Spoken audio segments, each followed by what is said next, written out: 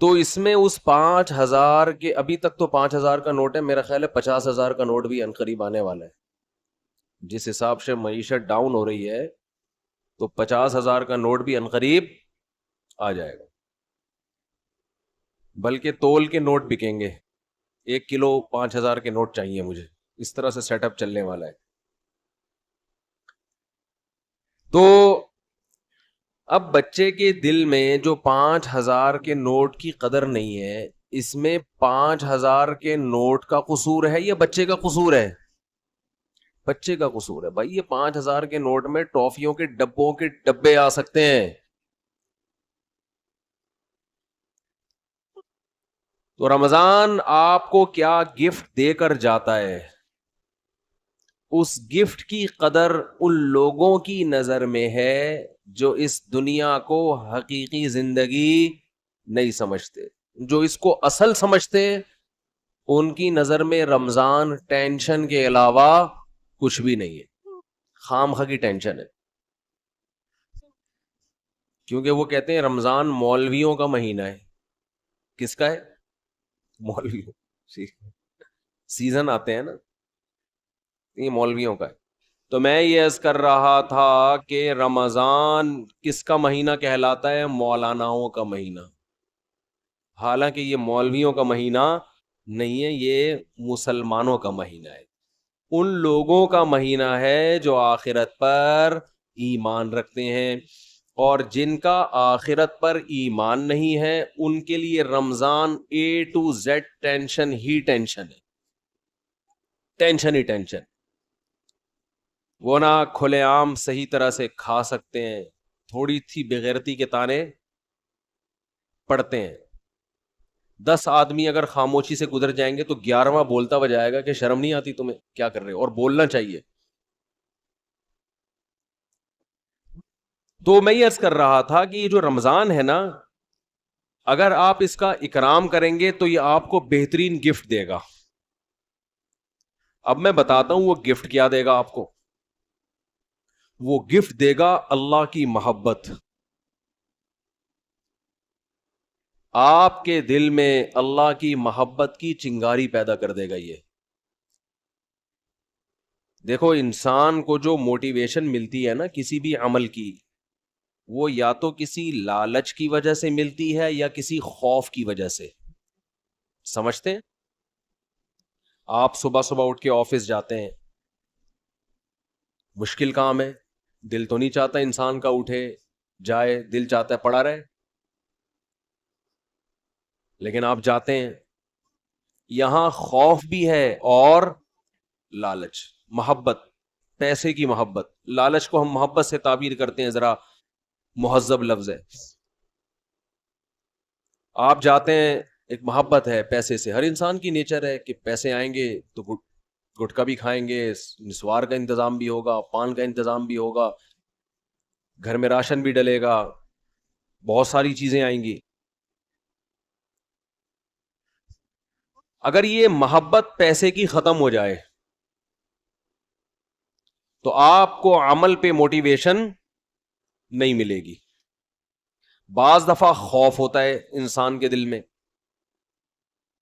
خوف کیا کرتا ہے کہ آپ کو یہ ڈر ہے کہ اگر میں آفس نہیں گیا، میں نے یہ کام نہیں کیا تو مجھے جاب سے نکال دیا جائے، میں غریب ہو جاؤں گا. یہ خوف ہے جو آپ کو ابھارتا ہے عمل پہ.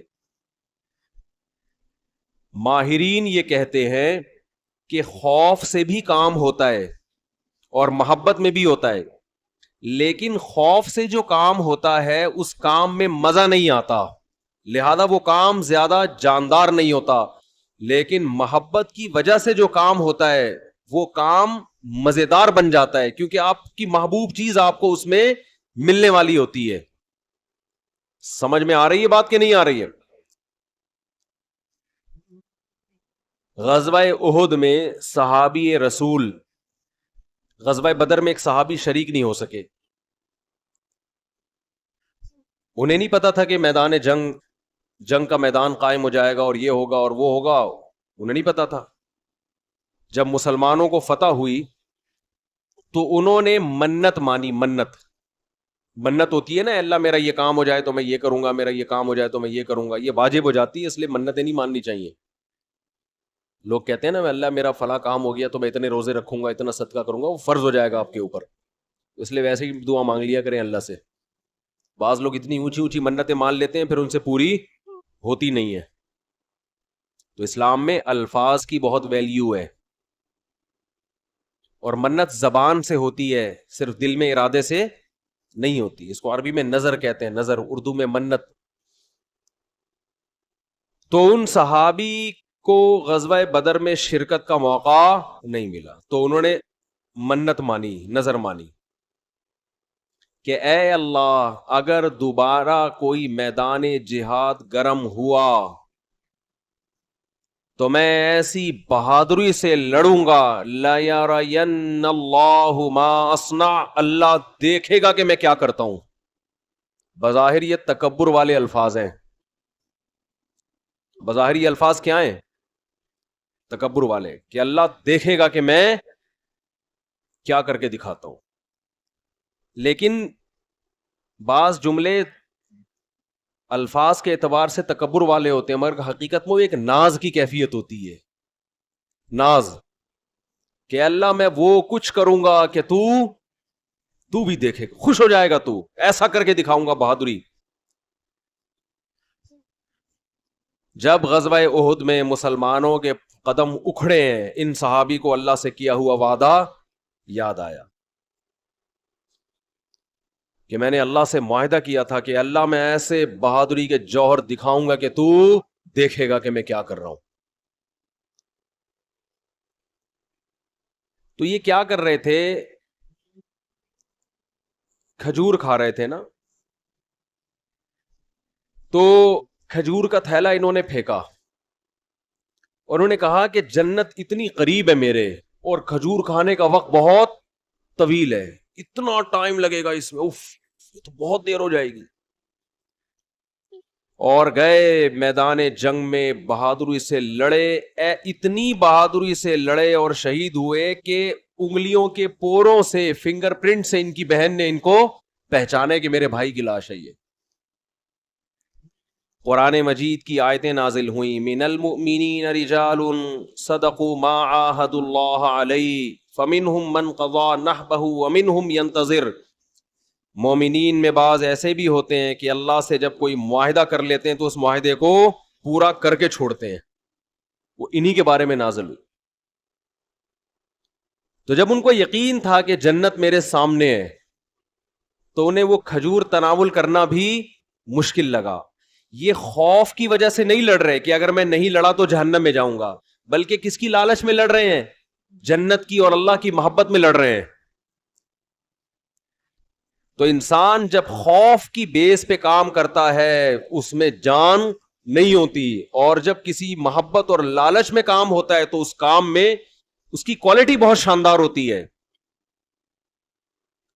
تو اللہ نے ہمیں رمضان کا جو مہینہ دیا، وہ مہینہ اگر آپ اس مہینے کا اکرام کریں گے تو وہ مہینہ آپ کے اندر اللہ کی محبت پیدا کر دے گا. اور جب انسان کے دل میں محبت پیدا ہوتی ہے تو محبوب کے حکم کو فالو کرنا مشکل نہیں اور آسان بھی نہیں، بلکہ مزیدار بن جاتا ہے. 3 درجات ہوتے ہیں نا، حکم کی اتباع کرنا مشکل، اور اس سے اوپر کیا ہے؟ مشکل ختم ہو گئی، نہ مزیدار ہے نہ مشکل ہے. لیکن اس سے اوپر کا درجہ کیا ہے کہ حکم پر عمل کرنا کیا بن گیا؟ مزیدار بن جائے گا. یہ کیفیت انسان کی ہو جاتی ہے. تو اگر آپ رمضان کا حقیقی معنوں میں اکرام کریں گے تو رمضان آپ کو اللہ کی محبت کا گفٹ دے کے جائے گا. وہ کیسے؟ زبان آج بہت خشک ہو رہی ہے، پانی نہیں ہے یا موسم میں شاید خشکی ہے، کچھ ایسا سیٹ اپ ہے، موسم میں خشکی ہے میرا خیال. تو رمضان جو ہے آپ کو اللہ کی محبت کا، جزاک اللہ ہو، اتنا یک ٹھنڈا پانی بس کافی ہے، یہ گرم نہیں ہے، سادہ. اتنا یک ٹھنڈا پانی بس کافی ہے، یہ گرم نہیں ہے، سادہ. پہلے ہی گلا ہمارا بیٹھا رہتا ہے، اوپر سے اور بٹھا دیں. تو اللہ کی محبت کا گفٹ دے کے کیسے؟ انسان کی یہ نیچر ہے، یہ فطرت ہے کہ وہ جس کے لیے قربانی دیتا ہے نا، جس کے لیے، تبلیغ والے کہتے ہیں نا، جس چیز پہ جان، مال اور وقت خرچ ہوتا ہے، انسان کے دل میں اس کی ویلیو پیدا ہو جاتی ہے. ایک غریب آدمی جو رکشہ چلاتا ہو، سارا دن پسینہ بہاتا ہو، اس کو جو دہاڑی یا جو اجرت ملتی ہے، اس اجرت کو وہ بڑی احتیاط سے خرچ کرتا ہے. اور ایک آدمی وہ ہے جس کے ابا کا انتقال ہوا اور 6 رکشے اس کو وراثت میں مل گئے. ایسا بھی ہوتا ہے نا، وہ ان رکشوں کی ایسی کی تیسی، باپ کا مال سمجھ کے لوگ کہتے ہیں نا اڑا رہا ہے، خود تو محنت کی نہیں ہے، ابا سے وراثت میں ملا ہے، اڑا دیتا ہے انسان. تو ہمیں جو ایمان کی نعمت ملی ہے یہ وراثت میں ملی ہے، اس میں ہمارا خون پسینہ، بولو نا کیا ہو گیا، نہیں بہا. ابا چونکہ مسلمان تھے، اماں مسلمان تھیں، اس وجہ سے ہم بھی کیا ہو گئے، تو ایک پسینہ نہیں بہا ہمارا، خون کا ایک قطرہ نہیں بہا، تو فری پھوکٹ میں ہمیں کیا مل گیا. حضرت بلال کو اسلام فری میں نہیں ملا، وہ جب مسلمان ہوئے گرم ریتوں پہ لٹایا گیا، ان کو سینے پہ بھاری بھرکم پتھر رکھے گئے. کیا اللہ نے کچھ لوگ کیسے خاندانی بنائے، وہ نظریات کو فالو کرتے ہیں، وہ کلچر کو فالو نہیں کرتے. حضرت بلال کو کیا مل رہا تھا، اس میں اچھی والی زندگی گزر رہی تھی، غلام تھے وہ، تو حبشی لوگ غلام ہی ہوا کرتے تھے عربوں کے، کھانا پینا مل رہا تھا، ایک ٹینشن.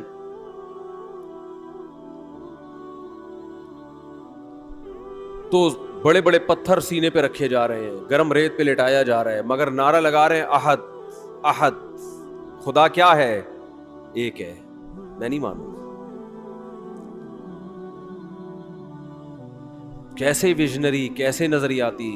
خباب ابن ارت رضی اللہ تعالی عنہ رسول اللہ صلی اللہ علیہ وسلم کے پاس آئے مکہ میں، وَهُوَ مُتَوَسِّدٌ لَهُ متوسد ببرد لہ او کما قال، کہ آپ صلی اللہ علیہ وسلم کی چادر تھی، اس سے آپ صلی اللہ علیہ وسلم کوہنی پہ سر رکھ کے لیٹے ہوئے تھے.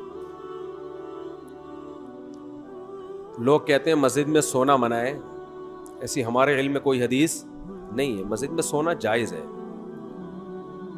البتہ مسجد کو سرائے بنا لینا، سونے کی جگہ، سارا محلے کو جہاں جگہ نہیں مل رہی تو کہاں کے سو رہا ہے مسجد میں، یہ غلط ہے.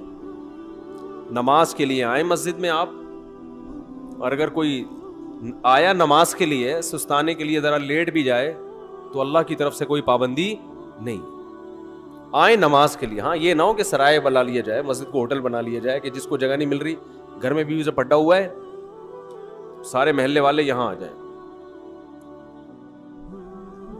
لیکن بذات خود جائز ہے مسجد میں سونا. اور اگر اکا دکا کبھی کوئی مسجد میں آ بھی جائے صرف سونے کے لیے تو بھی کوئی ناجائز نہیں ہے. ناجائز اس وقت ہوگا جب اس کو عام معمول لوگ بنا لیں. حضرت علی رضی اللہ تعالی عنہ کی کچھ ناراضی ہوئی حضرت فاطمہ سے، میاں بیوی میں ہوتی ہے، تو آپ صلی اللہ علیہ وسلم جب گھر گئے، حضرت فاطمہ سے ملے، پتہ چلا بھئی کچھ ناراضی ہوئی ہے، اور حضرت علی مسجد چلے گئے. تو وہاں حضرت علی مٹی میں لیٹے ہوئے تھے، آرام کر رہے تھے. اسی پہ آپ صلی اللہ علیہ وسلم نے فرمایا یا ابا تراب، اے مٹی والے. تو اسی کے بعد حضرت علی اپنی کنیت کیا کہتے تھے، ابو تراب. تو اس سے پتہ چلتا ہے کہ اگر کوئی مسجد میں آ کے لیٹ جائے تو اللہ کی طرف سے کوئی پابندی نہیں ہے. لیکن یہ ضرور ہے کہ لوگ اس کو ایسا نہ ہو کہ سارے محلے والے لیٹے ہوئے، یا لیٹنے کی جگہ ہی بنا لی. کبھی کبھار ہو جاتا ہے انسان سے. مسجد والے بعض دفعہ بہت سختی کرتے ہیں. اب سفر میں جب ہم چلتے ہیں، نمازیں پڑھتے ہیں سفر کے دوران، بعض دفعہ انسان 2 رکعت پڑھی ظہر کی، تھوڑا سستانے کے لیے لیٹ گیا تو وہ ڈنڈا لے کے کھڑا ہوا ہوتا ہے نکلو یہاں سے، پھر گالیاں بھی دے رہے ہوتے ہیں. وہی واقعہ پھر یاد آتا ہے مجھے. ایک آدمی کی بھینس مسجد میں آ گئی تو مولوی صاحب پکڑ کے ڈنڈے سے مارنے لگے. تو دیہاتی جس کی بھینس تھی وہ بھاگتا ہوا آیا, کہہ رہا مولوی صاحب بے زبان جانور ہے, اس کو مار رہے ہو, کبھی مجھے دیکھا آپ نے مسجد میں؟ یہ تو بے عقل بے زبان ہے, غلطی سے مسجد میں آ گیا, اس کو کیوں مار رہے ہو؟ میں آؤں عقل مند ہوں, مجھے مارو تو سمجھ میں بھی آتا ہے, اس بیچارے کو کیوں مارے, اس کا کیا قصور ہے؟ تو ایسا مسجدوں کا ماحول بنا لیا کہ کوئی آئے نہیں مسجد میں, تو اتنی سختی نہ کریں. تو کہاں سے کہاں بات چلی جاتی ہے یار. تو آج ویسے بھی کھوپڑی سیٹ نہیں ہے میری جی, کھوپڑی سیٹ آرام نہ ہونے کی وجہ سے نہیں ہے, ویسے کھوپڑی سیٹ ہے الحمدللہ. تو رمضان کی بات چل رہی تھی.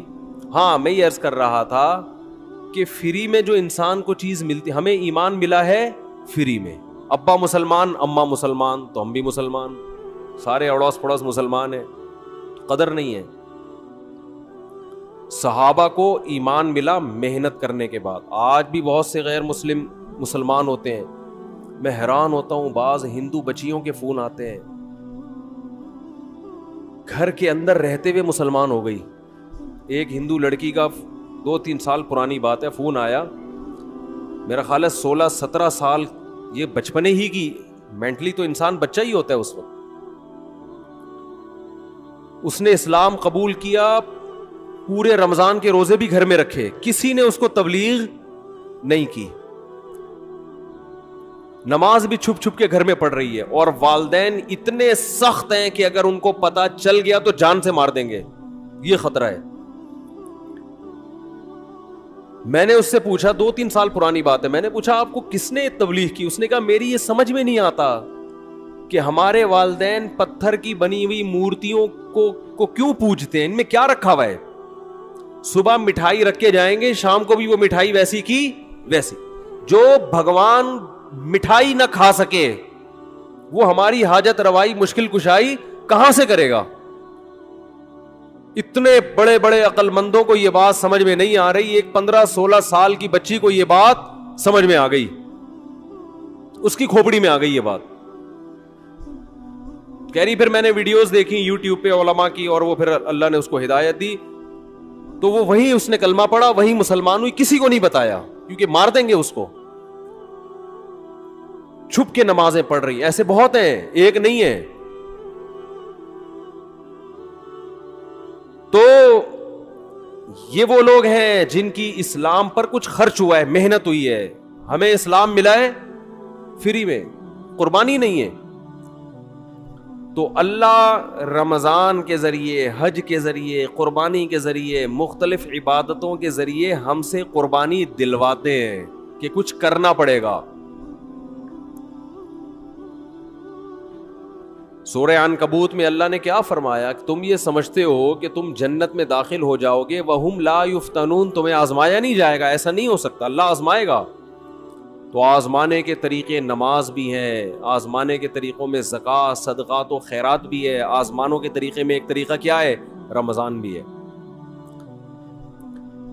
تو یہ وہ مہینہ ہے جس کا آپ اگر اکرام کریں گے تو یہ آپ کے دل میں جانے سے پہلے پہلے اللہ کی محبت کی چنگاری بھڑکا کر چلا جائے گا. اور جب اللہ کی محبت کی چنگاری بھڑکے گی دل کے اندر, تو آپ کے لیے عمل کرنا مشکل نہیں, آسان نہیں, بلکہ مزیدار ہو جائے گا.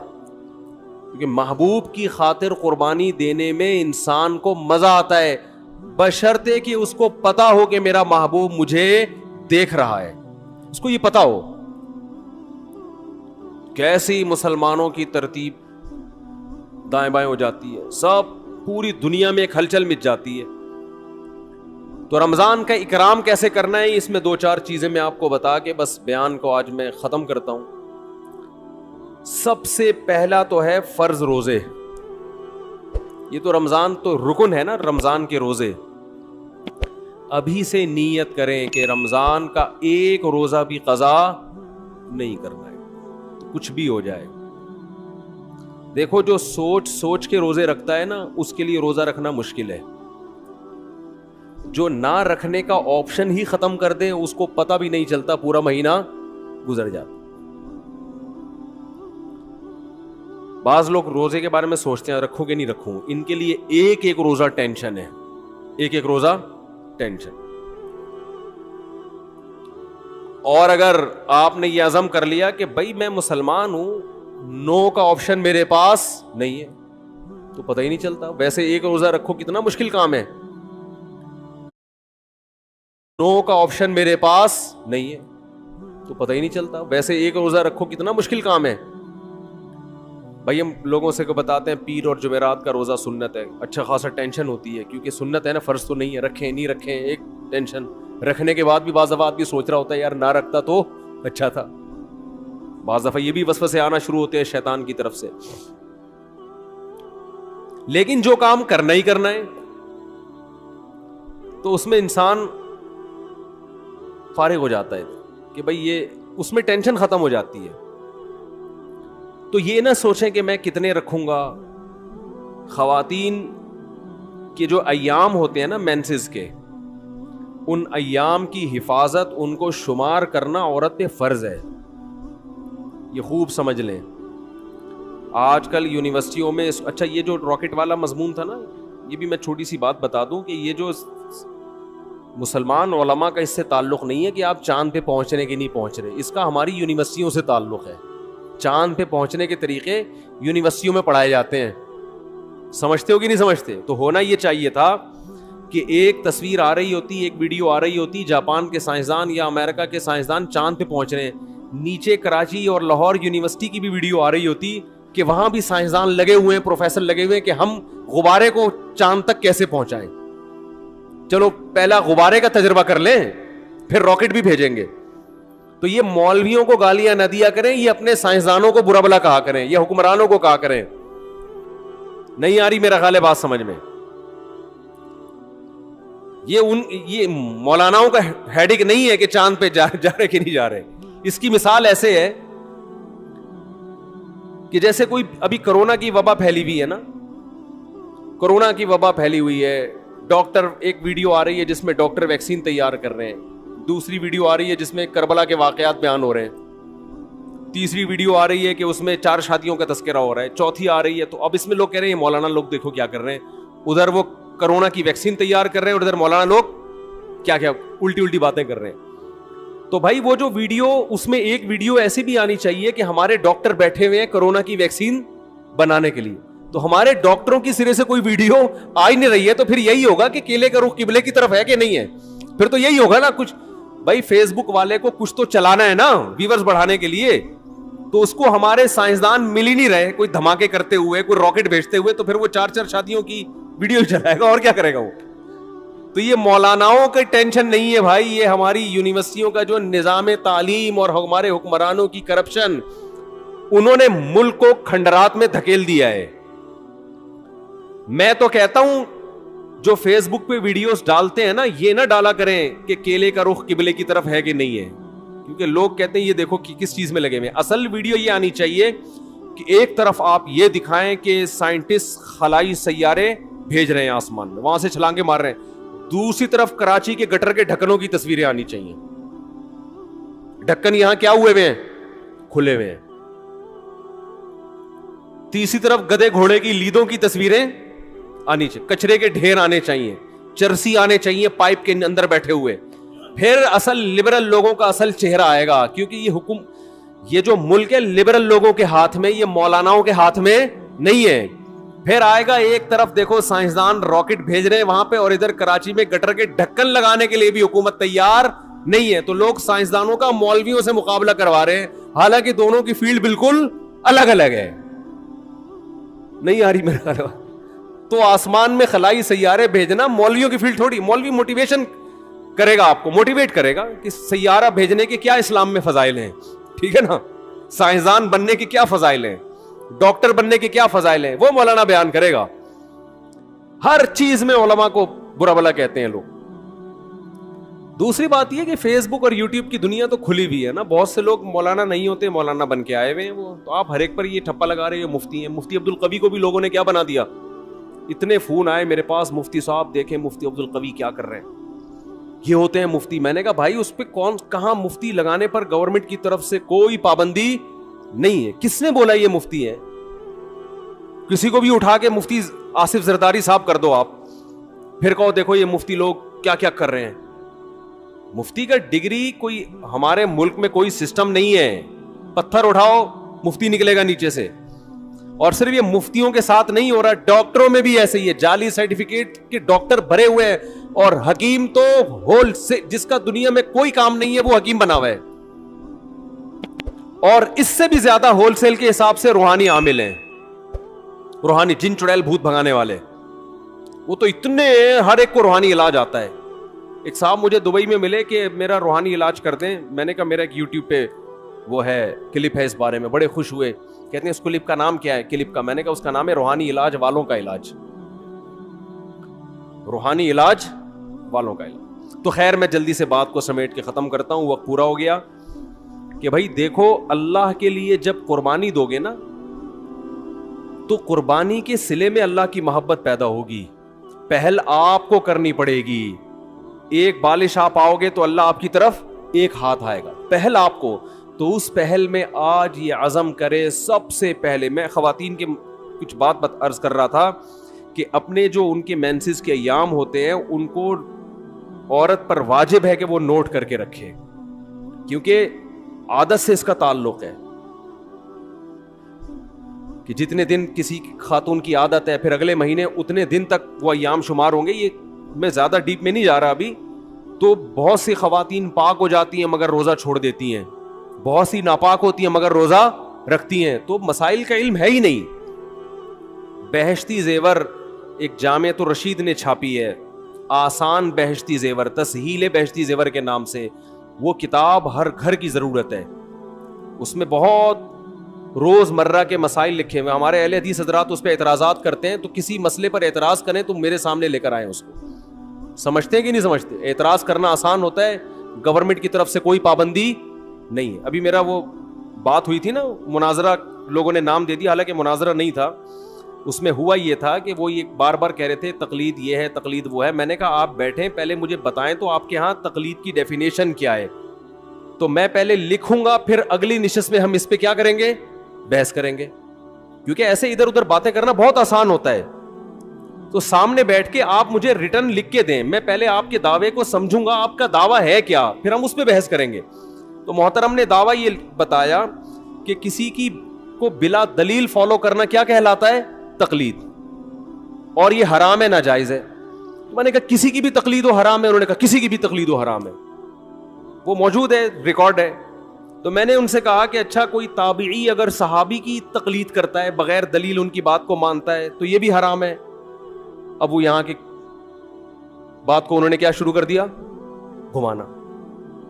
وہ کہہ رہے ہیں کہ وہ بھائی آپ نے خود ہی دعویٰ کیا, یا تو آپ دعوے سے رجوع کرو, میں تو موقع دے رہا ہوں آپ کو دعوے سے رجوع کرنے کا, میں کوئی بحث تھوڑی کر رہا ہوں آپ سے. آپ کہہ دو بھائی مجھ سے تھوڑی سی مسٹیک ہوئی تھی تقلید کی ڈیفینیشن کرنے میں, بلکہ اصل میں یہ نہیں بلکہ یوں ہے. تو میں نے کہا تو حدیث کی کتابوں میں بہت سے فتوے ہیں, صحابہ کے تابعین نے آ کے مسئلہ پوچھا, انہوں نے جواب دے دیا, وہ چلے گئے, نہ انہوں نے دلیل پوچھی نہ انہوں نے دلیل بتائی. تو کہہ رہے ہیں آپ حوالہ پیش کریں. تو میں نے کہا آپ انکار کریں کہ ایسا نہیں ہے تو میں حوالہ پیش کروں گا, نہ انکار کر رہے ہیں, ٹھیک ہے نا. میری عادت ہے گل ویلے دی تے پھل موسم دا, ٹو دا پوائنٹ بات کرنے کی عادت ہے. تو انہوں نے اس کو مناظرہ بنا دیا, بحث کی طرف لے کر چلے گئے. تو مجھے غصہ آیا پھر کہ بھئی میرا ٹائم ویسٹ کرنے کے لیے آئے ہو. میں کوئی پروفیشنل مناظر نہیں ہوں, نہ میں آپ سے مناظرے کے لیے بیٹھا ہوں, اور میرا دل صاف تھا, لہذا میں نے ان کو ریکارڈ کرنے کی بھی اجازت دی. انسان کے دل میں چور ہوتا ہے تو ریکارڈ کرنے کی اجازت نہیں دیتا. اور میں نے ان کو یہ کہا لائیو نہیں کریں, کیونکہ بعض دفعہ انسان کی زبان سے ایسی بات نکل جاتی ہے کہ وہ پبلش کرنے کی نہیں ہوتی. لیکن انہوں نے خیر اس کو لائیو بھی چلایا, اور جو کچھ ہوا سب کے سامنے ہے. تو گل ویلے دی پھل موسم دا, ٹو دا پوائنٹ بات ہونی چاہیے. تو وہ یہ سمجھ رہے تھے شاید میں ان کو نیچا دکھانا چاہتا ہوں. نہ میں نیچا دکھانا چاہتا ہوں بھائی, میں آپ سے آپ کا دعویٰ سمجھنے کی کوشش کر رہا ہوں کہ آپ کا تقلید کے بارے میں موقف کیا ہے. کہنے تفسیر کی فلاں کتاب میں یہ لکھا. بھائی تفسیر کی کتاب میں کیا لکھا ہے یہ تو مفسر کا موقف ہے نا, میں تو اہل حدیث کا موقف پوچھنا چاہتا ہوں, آپ کا موقف کیا ہے. تو آج کا جو دور ہے نا حق کو سمجھنے کا نہیں ہے, بس ایک دوسرے کو نیچا دکھانے کا وہ ہے. تو بات کیا چل رہی تھی یہ, ہاں میں یہی کہہ رہا تھا یہ جو بہشتی زیور کتاب ہے نا مسائل کی, یہ گھر میں رکھیں. یہ بہت ہندوستان میں اس کتاب کو اللہ نے جتنی مقبولیت عطا فرمائی ہے اتنی مقبولیت کسی دوسری کتاب کو نہیں ملی ہے. جہیز میں خواتین کو یہ کتاب دی جاتی تھی تو جامعۃ الرشید نے آسان کر کے چھاپی ہے. اور اگر کوئی اہل حدیث حضرات کہتے ہیں یہ غلط ہے, یہ قرآن و سنت کے خلاف ہے, تو مجھے بتائیں کون سا مسئلہ قرآن و سنت کے خلاف ہے, میں اس کا جواب دوں گا انشاءاللہ.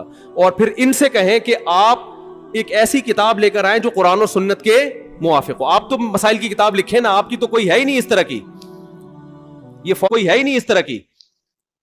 یہ فوراً جواب میں کہتے ہیں ہماری کتابیں یہ جو ابو داؤد اور بخاری ہماری ہیں, تو آپ بخاری اور ابو داؤد گھر میں رکھیں اور روز مرہ کے مسائل آپ اس سے نکالیں, آپ کو نہیں ملیں گے. تبھی تو علماء کتابیں لکھتے ہیں کہ آسان کر کے قرآن و سنت کی روشنی میں مسائل کا علم کو ایک جگہ جمع کر دیا جائے. تو آپ لکھ لیں کوئی کتاب, آپ بخاری مسلم سے ہی لکھ لیں, نہ خود لکھ رہے ہیں نہ لکھی بھی کتاب, کیڑے نکالنا ہے بس.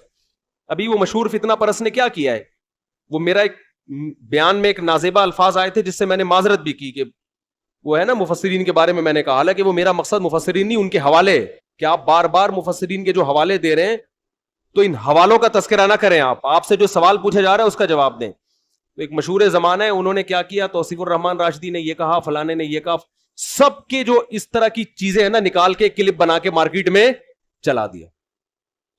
تو علماء کی باتوں کو میں جو اس طرح کی نیگیٹو چیزوں کو اگر آپ کتابوں سے جمع کرنا شروع کریں گے اور تقریروں سے جمع کر کے کلپ بنائیں گے تو اس سے معاشرے میں جوڑ پیدا نہیں ہوگا بلکہ توڑ پیدا ہوگا. یہ بالکل ایسے ہی ہے جیسے آپ سب کی دعوت کریں اور آپ بولیں تمہارے ابا نے فلاں سن میں یہ غلط کام کیا, تمہارے چاچا نے فلاں سن میں یہ غلط کام کیا, تمہارے ماموں نے فلاں سن میں یہ غلط کیا, اور تمہاری پھپھو ایک دفعہ پکڑی گئی تھی بھاگ کے, تو پھر آئی تھی توبہ کر لی تھی لیکن پکڑی گئی تھی, اور تمہاری خالہ کو بھی میں نے دیکھا ہے ٹکٹکی باندھ کے تمہارے چاچو کو دیکھ رہی تھی. یہ سارا کر کے آپ نے ایک دسترخوان پہ سب کو دعوت کی اور یہ کلپ چلا دی اور کہا میں جوڑ پیدا کرنے کے لیے یہ کام کر رہا ہوں, میرا مقصد امت میں توڑ نہیں ہے. واڑے واہ, خدا کی قسم مزہ آ گیا. تو بعض لوگوں کا یہ کام ہے, فلاں بزرگ نے اپنی کتاب میں یہ لکھا, فلاں بزرگ نے اپنی کتاب میں یہ لکھا, فلاں بزرگ نے اپنی کتاب میں یہ لکھا, فلاں دیوبندی نے اپنی کتاب میں یہ, فلاں بریلوی نے تقریر میں یہ کہا, فلاں اہل حدیث نے تقریر میں یہ کہا, فلاں نے, اور وہ اتنا ملغوبہ بنا کے سب علماء سے لوگوں کو بدگمان کر کے کہا کہ میرا کام امت میں جوڑ پیدا کرنا ہے, میں فرقہ پرستی اور توڑ کو کبھی پنپنے نہیں دوں گا. خدا کی قسم اس سے بڑا لطیفہ دنیا میں کوئی ہو نہیں سکتا. مثبت چیزوں کو ہائی لائٹ کیا جاتا ہے, ہر انسان سے غلطیاں ہوتی ہیں, ہر انسان سے. علماء اس بارے میں ایک اصول بیان کرتے ہیں کہ آدمی غلط ہو, آدمی غلط ہو, پھر اگر وہ صحیح بات بھی کرے تو اس کی وجہ سے متاثر مت ہو. جیسے غامدی صاحب نے اسلام کا بیڑا غرق کر دیا, دو چار اچھی باتیں بھی کرتے ہیں, وہ جنت جہنم کی بھی تھوڑی سی باتیں کر لیتے ہیں, لیکن ویسے پورا انہوں نے پردہ کے بھی دھجیاں اڑا دی, عدت کے حکام کی دھجیاں اڑا دی, داڑھی کا انکار کر دیا, اور پتہ نہیں کیا کیا. دو چار باتیں اچھی کر لیتے ہیں کہ اللہ کا وجود ہے, اللہ کی توحید ہے, ملحدوں کے خلاف تقریریں بھی ان کی ملتی ہیں. اور بعض دفعہ بندہ کیا ہوتا ہے, صحیح ہوتا ہے لیکن اس سے غلطیاں ہوتی ہیں. تو اگر کوئی بندہ ٹھیک ہے, اس سے کبھی غلطی ہو رہی ہے, تو آپ اس کی غلطی کو اچھال رہے ہو, اس کا مطلب آپ غلط ہو, آپ کی سوچ کیا ہے, غلط ہے, آپ نیگیٹیوٹی کو فروغ دے رہے ہو معاشرے میں. تو خیر کہاں سے کہاں بات چلی گئی, ہم تو رمضان شوال میں الجھے ہیں. تو بہشتی زیور کتاب ہے, مسائل بہشتی زیور, حضرت مولانا اشرف علی تھانوی کی. جہاں حضرت مولانا اشرف علی تھانوی کا نام آئے گا لوگ فوراً کہتے ہیں انہوں نے اپنے نام کا کلمہ پڑھایا تھا, اشرف علی رسول اللہ. میں ممبر پہ بیٹھ کے دعوے سے کہتا ہوں انہوں نے کبھی اپنے نام کا کلمہ نہیں پڑھایا. اس کے میں ویڈیو ریکارڈنگ میں جواب دے چکا ہوں, اور اس جواب کا جو جواب آیا ہے نا وہ ادھورا آیا, اس میں میری پوری اعتراضات کا جواب دیا نہیں گیا ہے. اس لیے میں کہہ رہا ہوں ایک دفعہ سامنے بیٹھ کے میں محترم سے اشکال کر لوں گا کہ حضرت اشرف علی تھانوی جو کلمہ پڑھوایا ہے اس کی حقیقت کیا ہے. میں سامنے بیٹھ کے میں مناظرہ نہیں کروں گا, بحث بھی نہیں. جیسے لوگوں کو اجازت ہوتی ہے نا سوال پڑھنے کی, بھائی محترم کی مجلس میں لوگوں کو اجازت ہے کہ سوال پڑھ کے سناتے ہیں, تو ہمیں بھی تو اجازت دو نا. میں نہیں پڑھ سکتا تو میرا کوئی نمائندہ چلا جائے گا, وہ جا کے آپ کی خدمت اقدس میں سوال پڑھ لے گا. آپ کا ظرف اتنا بھی نہیں ہے کہ آپ کسی کو آپ کی مجلس میں سوال پڑھنے کی اجازت دے دو. ہم نے تو یہاں کھلی اجازت دی ہوئی ہے نا, بیان کے بعد سب کو اجازت ہے سوال پوچھنے کی. تو حضرت مولانا اشرف علی تھانوی نے اپنے نام کا کلمہ نہیں پڑھایا, وہ غلط حوالے دے رہا ہے. جھوٹ بول رہا ہے. اور اگر پڑھایا ہے کلمہ فرض کر لیں تو پھر وہ مسلمان نہیں ہے. پھر آپ ان کو مسلمان کیوں کہہ رہے ہو؟ جو آدمی یہ دعویٰ کرے کہ مولانا اشرف علی تھانوی نے اشرف علی رسول اللہ کا کلمہ پڑھوایا ہے، کیا وہ مسلمان ہو سکتا ہے جو یہ کلمہ پڑھوائے؟ قادیانی مرزا غلام احمد قادیانی کے نام کا کلمہ پڑھتے ہیں، اس وجہ سے کافر ہے یا نہیں ہے؟ تو میں یہ کہتا ہوں پھر یہ منافقت کیوں کرتے ہو کہ ایک طرف کہتے ہو حضرت مولانا اشرف علی تھانوی نے اپنے نام کا کلمہ بھی پڑھوایا اور دوسری طرف آپ ان کو مسلمان بھی کہتے ہو. یہ پھر منافقت ہے. جو اپنے نام کا کلمہ پڑھوائے وہ بزرگ تو دور کی بات وہ مسلمان نہیں ہو سکتا. تو آپ ایک دعویٰ کرو پڑھوایا کہ نہیں پڑھوایا، اور اگر آپ کہتے ہو کہ پڑھوایا ہے مگر وہ پھر بھی مسلمان ہے تو پھر کیوں مسلمان ہے؟ اس کی تعویل کیا کرتے ہو آپ؟ تو وہ تعویل آپ کر کے بتاؤ آپ. تو بہشتی زیور بہت شاندار کتاب ہے. باقی دیکھو دنیا میں کوئی کتاب ایسی نہیں ہے اللہ کی کتاب کے علاوہ کہ A to Z بالکل ٹھیک ہو، اس میں غلطی کا امکان نہ ہو. یہ ہم بہشتی زیور کے بارے میں بھی دعویٰ نہیں کرتے. بہشتی زیور میں 15 شعبان کے روزے کو مستحب لکھا ہے، لیکن ہم اس روزے کا مستحب نہیں مانتے کیونکہ اس میں حدیث صحیح نہیں ہے. تو یہ تو چھوٹی موٹی مسٹیک تو دنیا میں ہر شخص سے ہو سکتی ہیں. ہمارے شیخ حضرت مفتی رشید احمد صاحب کی فتاوی کی کتاب ہے احسن الفتاوی، بہت شاندار فتوے ہیں اس میں، بہت بہترین مدلل، لیکن اس کے ہر جز سے کوئی بھی متفق نہیں ہے. وہ تو دنیا میں کوئی کتاب ایسی نہیں ہے. تو اب اس کا یہ حل تھوڑی ہے کہ کتابوں کو اٹھا کے آپ پھینک دیں. اس کا حل یہ ہے کہ علماء اس پہ حاشیے چڑھاتے ہیں، اس پہ اپنی تقریضات لکھتے ہیں، تو پھر اشکالات اور تعلیقات ہوتی ہیں اس کے اوپر. تو یہ بہت شاندار کتاب ہے، آپ اس کو گھر میں رکھیں. اس سے آپ کو رمضان کے مسائل پتہ چلیں گے، خواتین کے خاص طور پر حیض و نفاس کے مسائل، جو آج کل ہماری جدید طبقے سے جو وابستہ خواتین ہیں یونیورسٹیوں پڑھنے والی، ان کو طہارت کے مسائل بھی معلوم نہیں ہے، بالکل نہیں پتا ان کو. تو رمضان کا پہلا خاندانی کام آپ نے کیا کرنا ہے؟ بھائی جلدی سے بات کو ختم کر رہا ہوں میں، ایک روزہ بھی نہیں چھوڑ، یہ آپشن ہی ختم، چاہے سحری میں آنکھ کھلے یا نہیں کھلے. اس سے روزے آسان ہو جائیں گے ورنہ ٹینشن. دوسرا کام خاندانی کیا کرنا ہے؟ تراویح کی نماز. کیا کام کرنا ہے بھائی؟ اور تراویح 20 رکعتیں ہیں، 8 رکعتیں بولو نہیں. حضرت عمر سے 2 روایتیں، ایک 8 والی اور ایک 20 والی،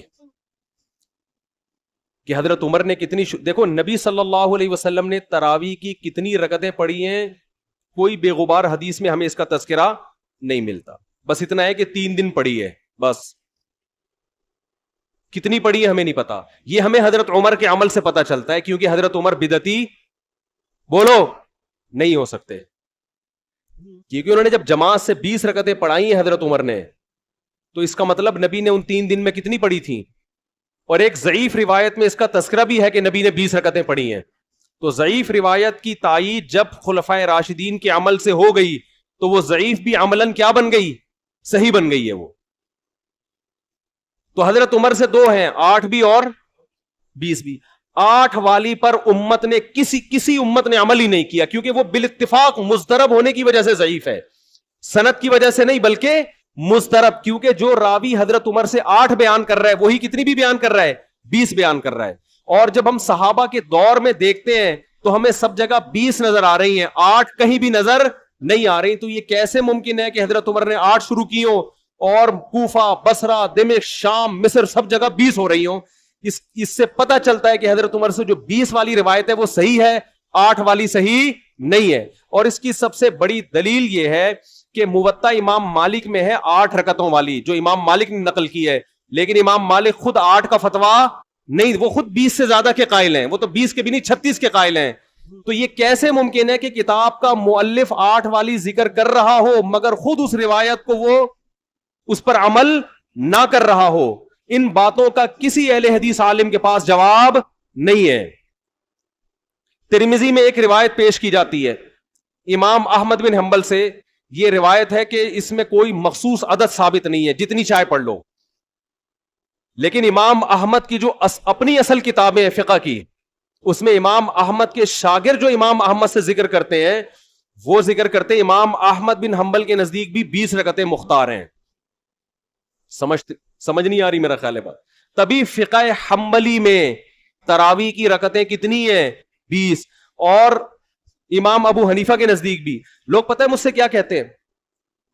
لوگ جو ہے نا کہتے ہیں کہ یار آپ ان حدیثوں کا انکار کر رہے ہو جس میں 8 آتا ہے. 8 والی جو بخاری کی حدیث ہے نا اس کا تراویح سے کوئی تعلق نہیں ہے. بخاری میں آتا ہے نبی رمضان اور غیر رمضان میں 8 پڑھتے تھے, اس کا تراویح سے کوئی تعلق, وہ تو غیر رمضان میں بھی تھی. اتنی سینس نہیں ہے یار, آپ ہمیں قرآن و حدیث سکھا رہے ہو اور ہمیں اپنا مقلد بنا رہے ہو.